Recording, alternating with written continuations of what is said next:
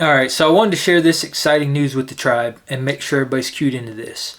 So if you're a health nut like me, you probably know that fluoride in water is not good for you. We've been saying this for years and years and years, probably decades at this point, and we're continually told by the regulators that fluoride in water is totally safe. And the whole reason they added it in there was to prevent tooth decay, to prevent cavities. But I think there's a lot of evidence out there, and there has been for quite a while, that it actually does the opposite, and it's very detrimental to your health, and we should not be consuming fluoride in any capacity whatsoever, because the fluoride they put in water is essentially a waste product, like a byproduct from, I think it's aluminum manufacturing, and it's one of the most toxic substances on the planet. I remember reading articles a couple years ago about there being leaks in water treatment facilities and this stuff leaking out on concrete floors and literally burning holes in the concrete. And we're consuming that. Now, a lot of people will say, oh, the dosage makes the poison. You know, if you're consuming levels below what the regulators allow, then it's going to be okay. I don't agree with that. If it's poison, it's poison.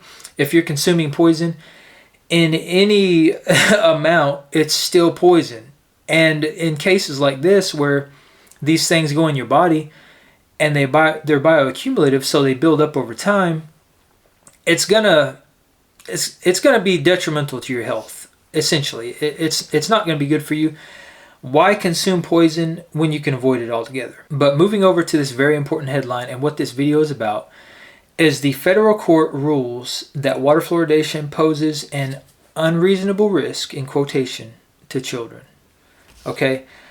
Now, apparently this legal battle, according to this article, has been going on for 7 years.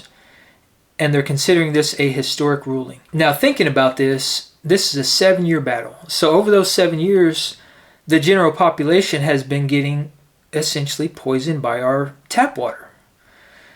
And then thinking back on that, it also says that the U.S. Center for Disease Control has been claiming for 75 years that fluoridation of water is safe for people to consume. 75 years.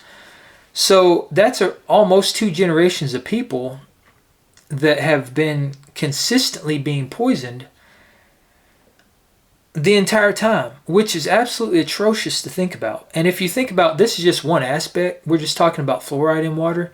There's a lot of other stuff that's in water that the EPA allows. And there's a lot of other stuff in food that the EPA allows, that we all have been saying all along that this stuff is bad, yet they continue to allow it.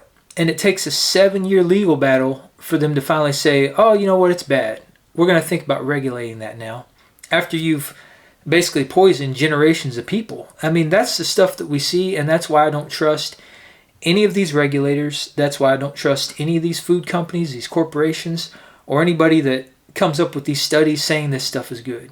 Because we all know in our heart of hearts that this stuff is bad for us, yet they allow it in our food, in our water, and they allow it to poison us. So the court finds that fluoridation of water at 0.7 milligrams per liter, which is the level presently considered optimal for the United States, poses an unreasonable risk of reduced IQ in children. The court finds that there is an unreasonable risk of such injury, a risk sufficient to require the EPA to engage with a regulatory response. So what they found is that there is substantial and scientifically credible evidence establishing that fluoride poses a risk to human health. It is associated with a reduction in the IQ of children and is hazardous at dosages that are far too close to the fluoride levels in drinking water in the United States. And additionally, from page 3 of that ruling, there is little dispute in this suit as to whether fluoride poses a hazard to human health. Indeed, EPA's own expert agrees that fluoride is hazardous at some level of exposure, and ample evidence establishes that mothers' exposure to fluoride during pregnancy is associated with IQ decrements in her offspring. Not a good situation, considering our offspring are our future, and the future of our country is now going to be essentially dumbed down due to the fluoridation of water.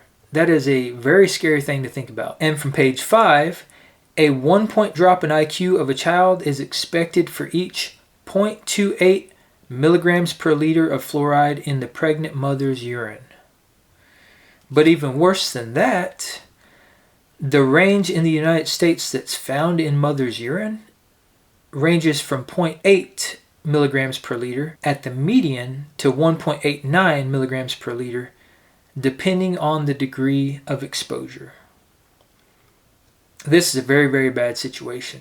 Again, these regulators allowed this stuff in the water, and this is a result of that. This is a result of us not standing up and taking action and holding these people accountable for things that we've known all along. And from page 76 of this ruling, they are referring to the affected population and just how many people are affected by fluoridated water. They're claiming that approximately 200 million people have fluoride intentionally added to their drinking water at concentrations of 0.7 milligrams per liter. And beyond that, they're also saying that even more Americans are affected and exposed to this fluoridated water through the consumption of commercial beverages and food that is manufactured with fluoridated water. That is a very, very scary thing to think about. And I think it's pretty much safe to assume that pretty much any food that you buy from the grocery store that has water in it is probably going to be fluoridated.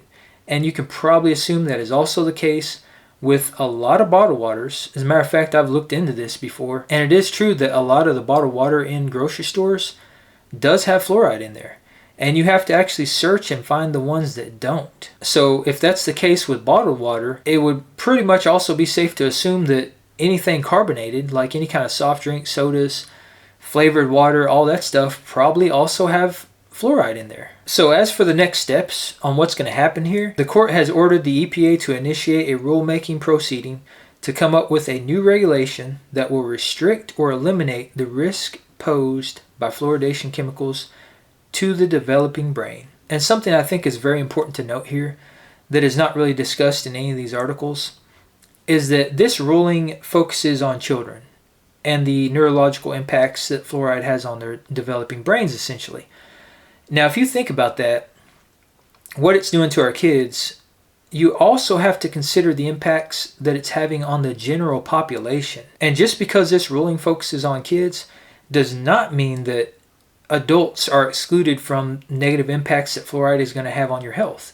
As a matter of fact, I think it's pretty much safe to assume that if it's doing that to our kids, it is negatively affecting everyone that is consuming these toxic substances. Now, it may not be to the extent that it's causing detriment to our kids, but it is still going to have negative impacts on your health. I think it's pretty safe to assume that. And what they are saying here, the amount of regulation they're looking for, they're saying the only way to effectively do this is to end fluoridation. I 100% agree with that, and I think everybody watching this video could probably also agree with that. This should have been something that was done a long time ago, back when all of us conspiracy theorists were talking about this, but we were, laughed at and mocked for saying that fluoride is posing significant risk to our health, and those same people would claim that the benefits it has on your teeth overrides any potential negative impact it could have on your health. But we've all known that that was not the case all along, and that this stuff should have ended before it began. It should have never been put in our drinking water. So one of the great things about this, and I think one of the key takeaways for me, is that now that this ruling is in effect, they're saying that policymakers at the local and state level do not need to wait to take action. So they can start mandating that they end fluoridation now. So what that means is that everyone needs to share this message. Put this out there. Share this video, share these articles. I'm going to put links to all this in the description below. Share this with your local legislation. Do not be silent about this. Let them know that this ruling has taken effect. And if they are fluoridating your water, they need to stop it. They need to end this now. We need to be very, very vocal about this and make sure they take action on this and don't drag their feet. We've been poisoned long enough. Any move in a positive direction at this point is a definite win, and we need to hold these people accountable. So it is important to note that the federal government does not mandate fluoridation, so the local and state decision makers need to take action immediately. It's up to them to remove this stuff from our water. So be sure to let me know in the comments what y'all think about this. And if you do reach out to your local legislators, let me know what they say. And keep in mind, while this is a very, very important win, there are still a lot of very bad things in tap water that are potentially destroying our health. But there are ways to source clean water, and there are ways to filter tap water to make it safe to drink. And if you want to learn what those are, click on this video right here.